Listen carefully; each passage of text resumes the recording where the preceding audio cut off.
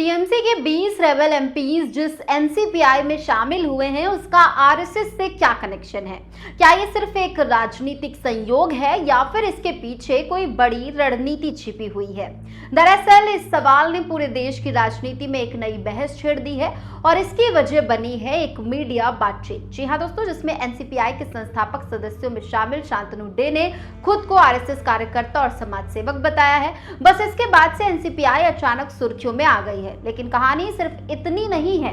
क्या आपने कभी सोचा है कि एक ऐसी राजनीतिक पार्टी जिसे सिर्फ कुछ समय पहले तक देश के ज्यादातर लोग जानते भी नहीं थे, वो रातों रात संसद की सबसे चर्चित पार्टियों में से एक बन सकती है?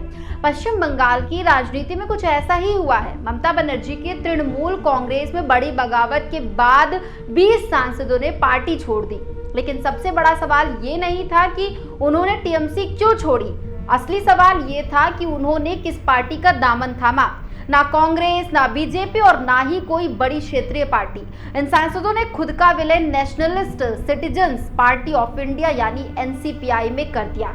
एक ऐसी पार्टी जिसका नाम शायद देश के अधिकांश लोगों ने पहले कभी नहीं सुना था। अब सवाल उठता है कि आखिर एनसीपीआई है क्या और टीएमसी के 20 सांसदों ने इसी पार्टी को क्यों चुना? 4 मई को पश्चिम बंगाल विधानसभा चुनाव के नतीजे आए थे। चुनावी हार के बाद टीएमसी के अंदर असंतोष बढ़ने लगा। कई सांसद और नेता पार्टी नेतृत्व से नाराज बताए गए। फिर घटनाक्रम तेजी से बदला। बागी सांसदों ने लोकसभा अध्यक्ष से मुलाकात की और कुछ ही घंटों बाद घोषणा कर दी गई कि वो एनसीपीआई में विलय कर चुके हैं।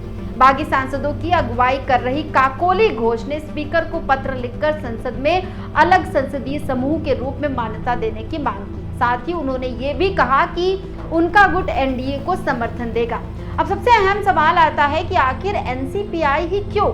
इसका जवाब राजनीति से ज्यादा कानून में छिपा है। भारत के दल बदल विरोधी कानून के तहत यदि कोई सांसद अकेले पार्टी छोड़ता है तो उसकी सदस्यता खतरे में पड़ सकती है। लेकिन अगर किसी पार्टी के कम से कम 2/3 सांसद एक साथ किसी दूसरी पार्टी में विलय कर ले तो उसे वैध राजनीतिक विलय माना जाता है और उनकी सदस्यता बची रहती है।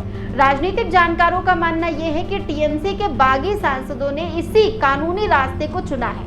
यदि वो सिर्फ अलग गुट बनाते तो कानूनी संकट खड़ा हो सकता था, लेकिन पहले से रजिस्टर्ड पार्टी एनसीपीआई में विलय करके उन्होंने अपने लिए एक सुरक्षा कवच तैयार कर लिया। अब बात एनसीपीआई की। चुनाव आयोग के रिकॉर्ड के मुताबिक पार्टी का रजिस्ट्रेशन जनवरी 2023 में हुआ था। इसका मुख्यालय हावड़ा में है और इसकी राजनीतिक गतिविधियां मुख्य रूप से त्रिपुरा, पश्चिम बंगाल और उत्तर पूर्व के कुछ इलाकों तक सीमित रही हैं। दिलचस्प बात यह है कि 2023 के त्रिपुरा विधानसभा चुनाव में पार्टी का प्रदर्शन बेहद कमजोर रहा था। कई सीटों पर उसे नोटा के आसपास या उससे भी कम वोट मिले थे। लेकिन आज वही पार्टी 20 सांसदों के साथ राष्ट्रीय राजनीति के केंद्र में आ गई है।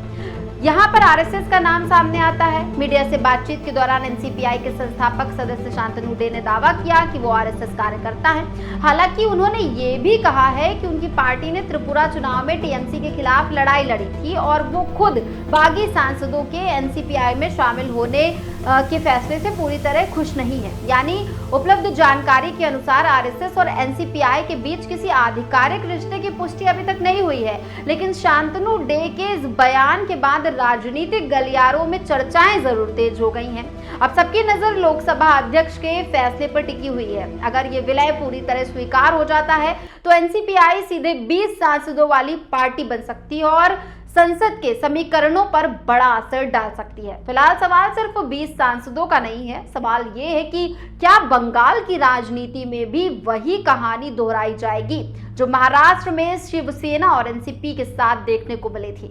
आने वाले दिनों में इसका जवाब भी मिल जाएगा। लेकिन इतना तय है कि जिस एनसीपीआई को कुछ महीने पहले तक शायद ही कोई जानता था, आज वही पार्टी राष्ट्रीय राजनीति की सबसे बड़ी चर्चाओं में शामिल हो चुकी है।